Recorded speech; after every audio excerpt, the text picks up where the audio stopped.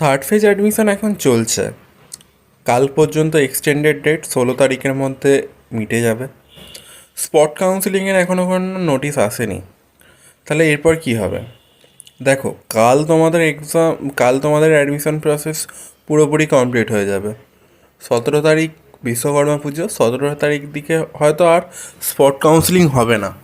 17 তারিখের দিকে বা 16 তারিখে হবে না, 17 তারিখের দিকেই হয়তো তোমাদের আর কতগুলো সিট কোন কলেজে এখনও ফাঁকা রয়েছে সেই নোটিশ তোমাদের চলে আসবে। তারপর কি হবে দেখো, তারপর আবার তোমাদের স্পট কাউন্সিলিংয়ের একটি নোটিশ আসবে। যত সম্ভব 18 এবং 19 তারিখে হতে চলেছে তোমাদের স্পট কাউন্সিলিং। তোমরা তোমাদের পছন্দ মতো কলেজ বাছার সুযোগ পাবে 17 তারিখ রাতে। কারণ 17 তারিখের আগে তুমি বুঝতেই পারবে না কোন কলেজে এখনও কতগুলো সিট রয়েছে।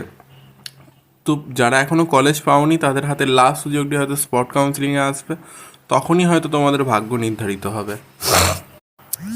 তোমাদের মধ্যে যে 35 জন আমার সাবস্ক্রাইবার হয়েছে তাদেরকে অসংখ্য ধন্যবাদ। দেখো, এখনও আমার সাবস্ক্রাইবার বাড়েনি, মনটা এমনিই খারাপ। তোমরা পারলে একটু সাবস্ক্রাইব করে দিও আমার চ্যানেলটা।